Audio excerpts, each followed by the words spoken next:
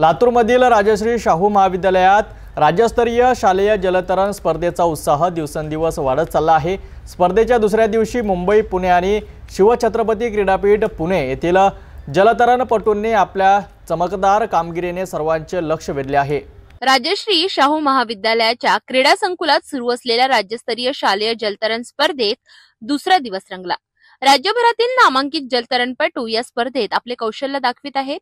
मुंबई, पुणे आणि शिवछत्रपती क्रीडापीठ पुणे येथील जलतरणपटूंनी विविध प्रकारांमध्ये अप्रतिम वेग, ताकद आणि तंत्र दाखवून अनेक सुवर्ण आणि रौप्य पदके पटकावली।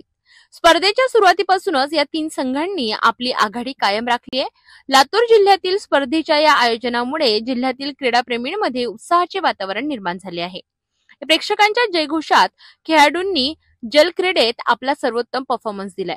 स्पर्धेच्या तिसऱ्या दिवसाची रंगत आता अवघ्या काही निर्णायक शर्यतीवर अवलंबून राहणार असून अंतिम विजेता कोण ठरेल याकडे सगळ्यांचे लक्ष लागले आहे। मुंबई, पुणे आणि शिवछत्रपती क्रीडापीठाच्या जलतरणपटूंनी राज्यस्तरीय पातळीवर आपली ताकद सिद्ध केली आहे। स्पर्धेच्या अंतिम दिवशी कोण उंचावेल विजेतेपदाचा झेंडा याची उत्सुकता शिगेला पोहोचली आहे।